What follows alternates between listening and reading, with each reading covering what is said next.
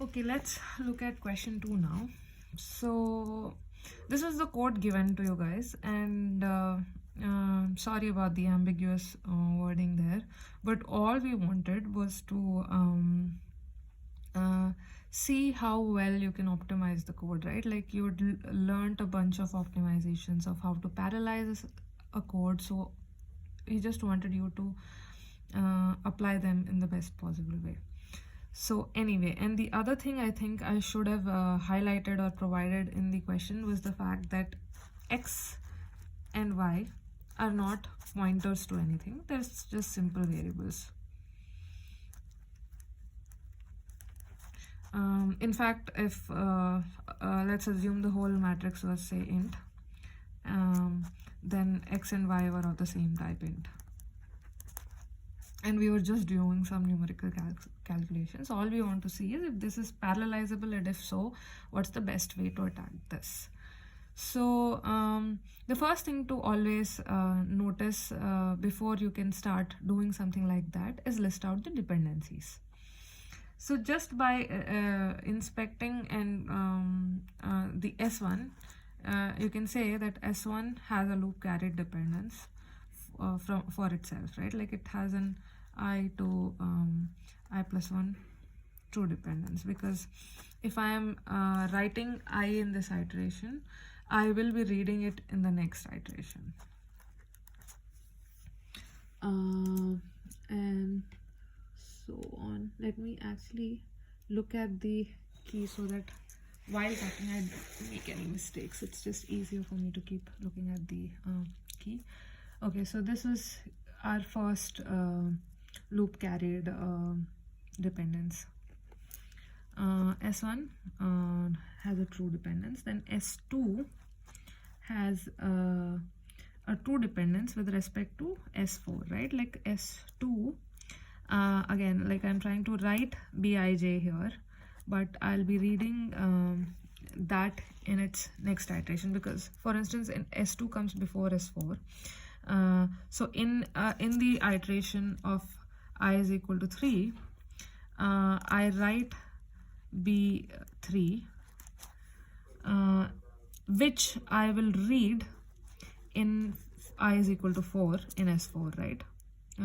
For the statement S4. And hence there is again a true dependence for S2 of I to S4 of I plus 1. Let me represent this correctly. S1 of I to true S1 of I plus 1. Similarly, there is S3 of I to true S4 of I plus 1, right? The same manner for just like how we analyzed for Bi and Bi minus 1, there is Ci and Ci minus 1. Now for loop independent dependencies within these statements, S1 sort of writes AI, which is being read in S3, right? So you first write it and then read it. So this is a read after write. This is a true dependence. So S3, S1 to S3, there is a true dependence. This is for each I itself, because this is loop independent. Then S1 to S4 is also a true dependence in a similar fashion, right? Because I'm writing AI here and reading AI in subsequently. Then the same goes for S2 and S3 here, because Bi is being written here but read here. And then S4 sort of writes to Di, and then SY writes to the same Di right after that, right? So there is an output dependence. So okay, S1 to S3, S1 to S4, we've not listed S2 to S4, and then S4 to S5. That's it. Those are all the dependencies we have. Now, once we have established the dependencies, the first thing you would always try to look at is, I get it that some of you have taken compiler course and you know compiler optimizations, and you could have consciously not worried about it, but always as a programmer, start looking at what all you can optimize. So if you know that x and y are simply variables, you know that these x and y's are not going to be loop dependent, right? Like for all these loops, these guys are actually remaining constants. So the first thing to do is trivially realize that these variables don't make any difference to how the loop is going to traverse or with respect to parallelization. So you can optimize it, privatize them, just give it in those loops and say that, okay, put it in a temporary variable and just keep reusing it just for that thread or something like that. So hence these are like something very trivially removed.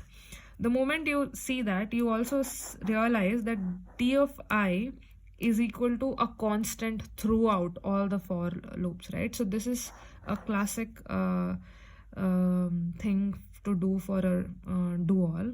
Similarly, an S3 is a classic statement for a do-all, because all you're doing there is touching the same element, the ith element in each loop. So in an ideal scenario, if there are no loop carried, there are no dependencies between the statements, you can move around these statements as well without violating the program's execution or expectations.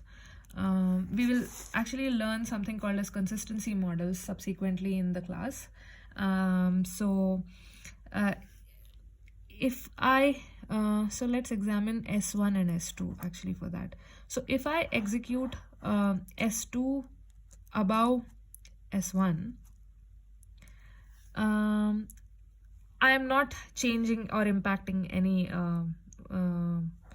anything in the program, right? Like I can do S1 before or I can do S2 also before S1.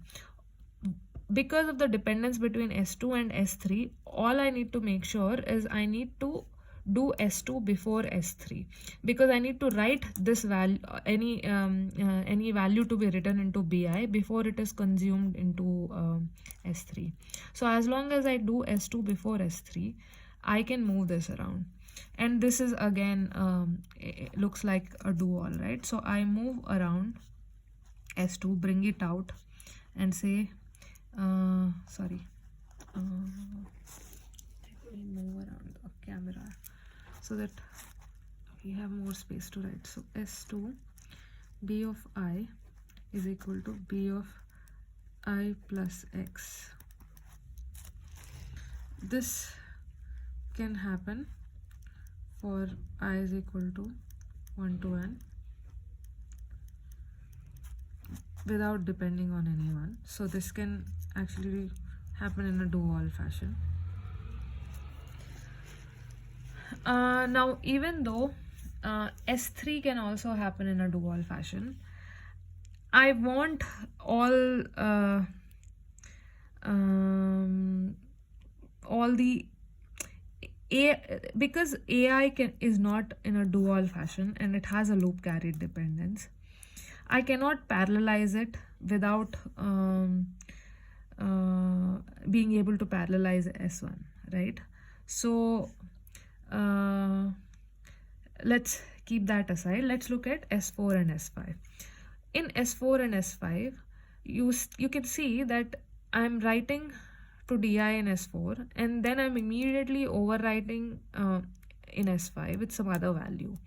So this value that was written in DI in S4, there is no consumer for that essentially. And you can say that what about a different thread? What if it's going to consume from S4 or something like that?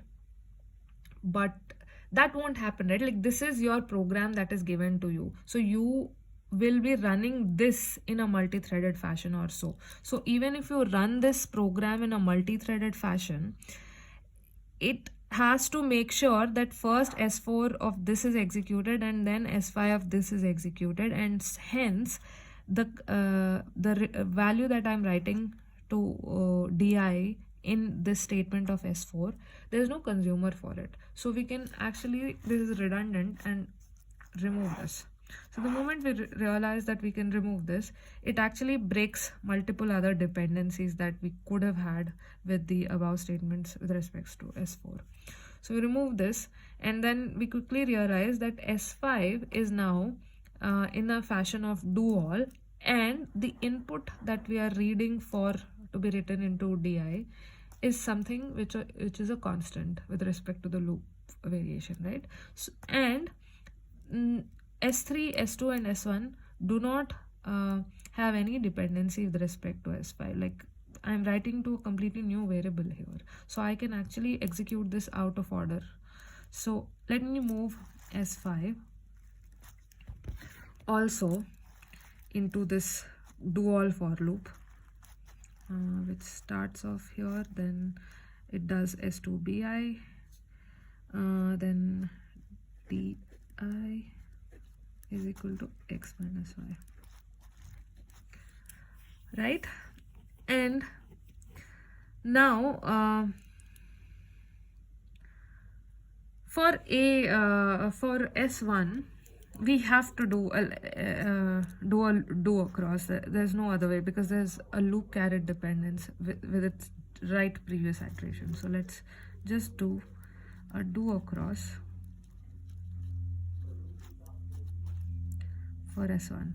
So for I is equal to 1 to I less than n, I plus plus S1 of I is equal to A of I minus 1 X star Y. So now for doing a do across, you have to essentially create some sort of synchronization method, right? So what's happening for each of the ith operation? In that iteration I am writing AI. So right after writing the AI, I'm going to post this particular I. But before I write AI, I have to read AI minus 1. So I have to actually wait for I minus 1, right? So that's how you decide like what kind of synchronization dependencies you create. Now, so if I want to club now these two loops together, how can we do that?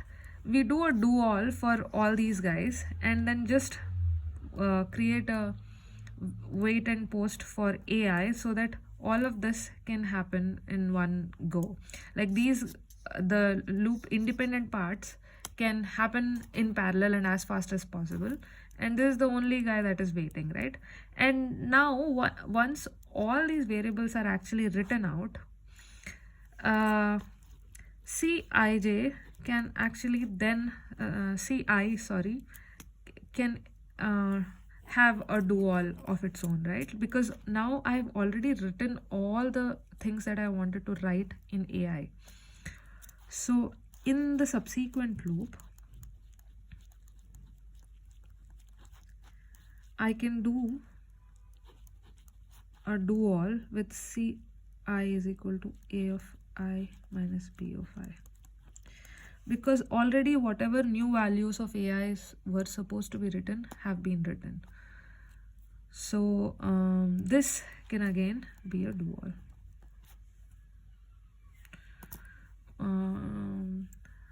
Does that make sense? Let's see if I'm missing anything.